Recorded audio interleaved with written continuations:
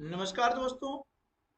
National means cum merit scholarship exam की तैयारी के तहत मानसिक योग्यता के प्रश्नों की हम एक सीरीज चला रहे हैं और उस सीरीज के अंतर्गत आज हम सिटिंग अरेंजमेंट से संबंधित प्रश्नों को हल करना सीखेंगे। ये प्रश्न विगत वर्षों की परीक्षाओं में पूछे गए हैं। तो शुरू करते हैं हम आज का वीडियो और सबसे पहले पढ़ लेते हैं निर्देश। ये निर्देश प्रश्न क्रमांक 53 से 57 तक लागू होंगे और नीचे आपको कुछ सूचना दी गई हैं। इन सूचनाओं के आधार पर दिए गए प्रश्नों का उत्तर चयन करना है। 6 छात्र एक वृत्ताकार क्षेत्र में बैठे हैं, है ना। वृत्ताकार मतलब सर्कल में, और वृत्ताकार क्षेत्र के केंद्र की तरफ मुंह किए हुए हैं। प्रतीक और पवन के बीच दीपक बैठा हुआ है। मोहन और ललित के बीच में आरती बैठी हुई है। प्रतीक और मोहन एक दूसरे के सामने बैठे हैं। तो देखिए, अब यहां पर जो हमें सूचना दी गई है, इस सूचना के अनुसार हमें एक रफ डायग्राम बनाना पड़ेगा, तभी नीचे प्रश्न उत्तर हम सही दे सकते हैं। और यदि आपने सही डायग्राम बना लिया है तो देखिए, इस सूचना के आधार पर 5 प्रश्न पूछे गए हैं। कितने प्रश्न पूछे गए हैं? 5। ठीक है, तो पांचों ही प्रश्न जो है हमारे सही हो सकते हैं। तो हमें एक रफ आकृति यहाँ पर बनानी होगी। तो देखिए, क्षेत्र कैसा है? वृत्ताकार है, यानी सर्कल के आकार का है। इस प्रकार है, ये सर्कल का हो गया केंद्र, है ना। इसके हमें एक रफ आकृति बनाना पड़ेगी परीक्षा में भी। रफ कार्य के लिए पीछे पेज आपको दिया जाता है। अब इसमें 6 छात्र हैं। कितने छात्र बैठे हुए? 6। 1 2 3 4 5 और ये 6 छात्र हो गए। ठीक है, अब कहा यह गया है कि प्रतीक और पवन, है ना, प्रतीक और पवन के बीच दीपक बैठा हुआ है। ठीक है, तो हम मान लेते हैं कि यहां पर ये प्रतीक बैठा हुआ है ना, और यहां पर बैठा हुआ है पवन। इन दोनों के बीच में यहां कौन बैठा है? दीपक। ठीक है, ये दीपक बैठा हुआ है। अगला क्या है? मोहन और ललित के बीच में आरती बैठी हुई है। ठीक है, और थोड़ा पढ़ेंगे कि प्रतीक और मोहन एक दूसरे के सामने बैठे हैं। तो प्रतीक और मोहन एक दूसरे के सामने बैठे हैं, मतलब ये प्रतीक हो गया, ये आ गया मोहन आपका, ये सामने बैठ गए। ठीक है, ये प्रतीक और मोहन हो गया। अब क्या बोला कि मोहन और ललित के बीच आरती बैठी हुई है। मोहन ये है ना, और यहां पर क्या आ जाएगा? ये ललित आ जाएगा। इसके बीच कौन है? यहां पर आरती है। ठीक है, ये सूचना हमने जो पढ़ी उसके आधार पर एक रफ डायग्राम हमने बना दिया है। ठीक है, अब रफ डायग्राम बन गया है तो प्रश्नों के उत्तर देना आसान हो जाएगा। अब प्रश्न क्रमांक 53 हम पढ़ लेते हैं। दीपक के सामने कौन बैठा है? दीपक के सामने कौन बैठा है? अब देखिए, ये दीपक बैठा है और इसके हम सामने देखेंगे तो कौन बैठी है? आरती बैठी हुई है। ठीक है ना, दीपक के सामने कौन बैठा है? आरती बैठी है। तो इस प्रश्न का सही उत्तर हो जाएगा विकल्प बी, आरती। ठीक है, प्रश्न क्रमांक 54। पवन के दाईं ओर कौन बैठा है? पवन के दाईं ओर, अब देखिए, ये पवन यहां पर है ना, इसका दायां हाथ इस तरफ होता है, इस तरफ होगा बायां हाथ होगा। तो दाईं तरफ कौन बैठा हुआ है? दीपक बैठा हुआ है। कौन बैठा है? दीपक। तो इस प्रश्न का सही उत्तर क्या हो जाएगा? दीपक। ठीक है, क्या आप एनएमएमएस परीक्षा में सफलता प्राप्त करना चाहते हैं? सक्सेस स्टडी बालोदा आपके लिए सबसे उत्तम समाधान लेकर आया है। यहाँ आपको एनएमएमएस परीक्षा की तैयारी हेतु सभी विषयों के हल प्रश्न पत्र मिलेंगे। प्रत्येक विषय के गहन विश्लेषण के साथ सर्वोत्तम तैयारी संभव होगी। हमारे अनुभवी शिक्षकों द्वारा तैयार किए गए ये पत्र आपकी सफलता सुनिश्चित करेंगे।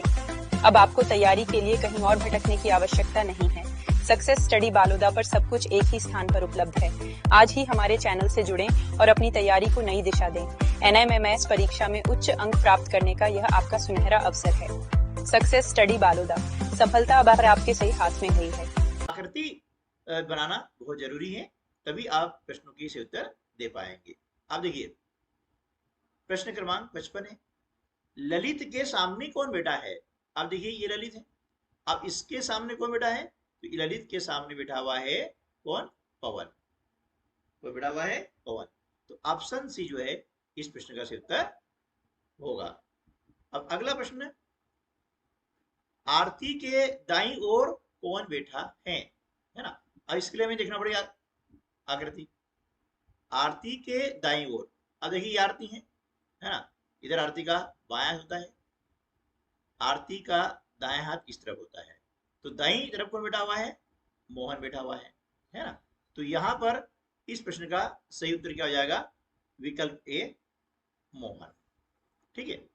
अब उसके बाद में अगला प्रश्न क्या है, आरती और प्रतीक के बीच कौन बैठा है ना? अब देखिए हम देखेंगे आरती और प्रतीक के बीच कौन बैठा है। अब देखिए ये आरती है ना, और ये प्रतीक, इसके बीच कौन बैठा है? ललिता बैठी है।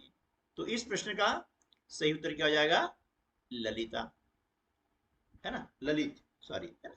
तो ऑप्शन ए इस प्रश्न का सही उत्तर हो जाएगा। ठीक है। तो इस प्रकार से आप क्या करें, जो सूचना दी गई है उसके आधार पर एक रफ डायग्राम बना लें।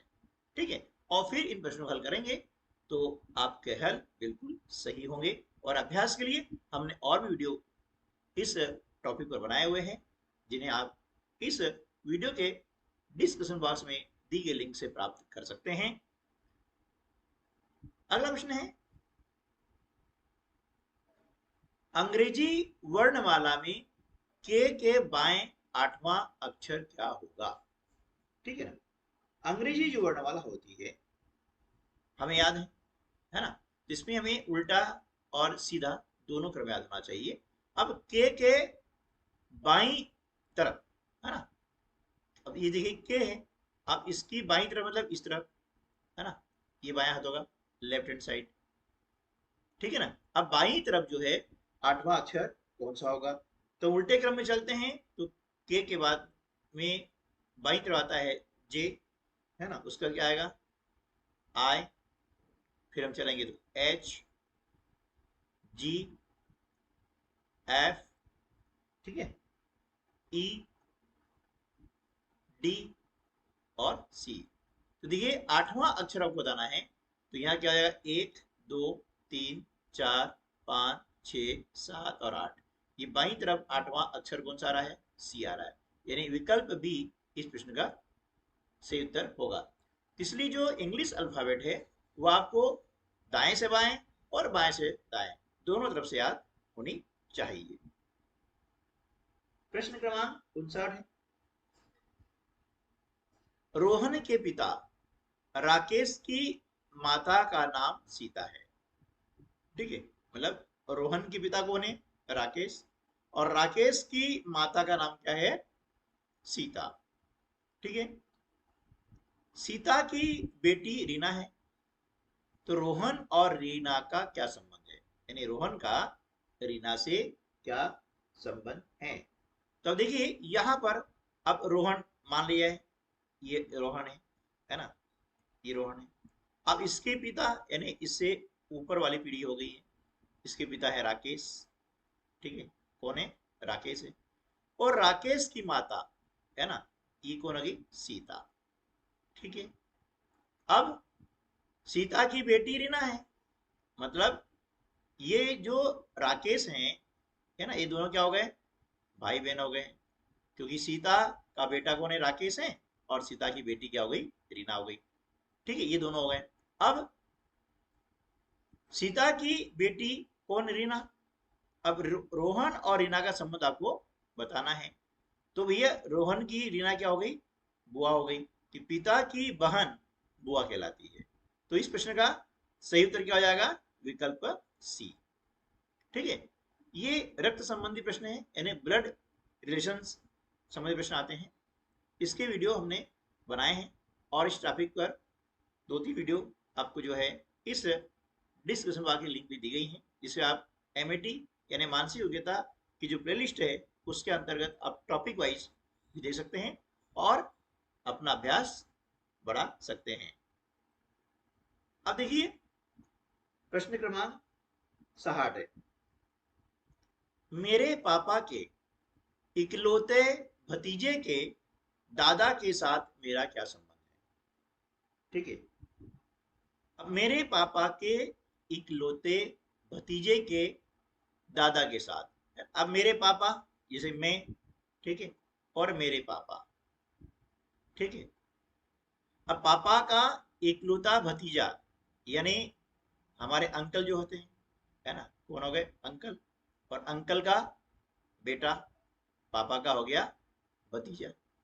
ठीक है, तो दादा के साथ मेरा क्या संबंध है, तो दादा है ना, तो ये जो दादा के साथ में मेरा क्या संबंध है, इनके ज्यादा है ना, भतीजे दादा यानी वो मेरे दादा, तो विकल्प ए जो है इस प्रश्न का सही उत्तर हो जाएगा। ठीक है दोस्तों, तो आज की वीडियो में बस इतना ही, मिलते हैं अगले वीडियो में, तब तक के लिए नमस्कार, जय हिंद।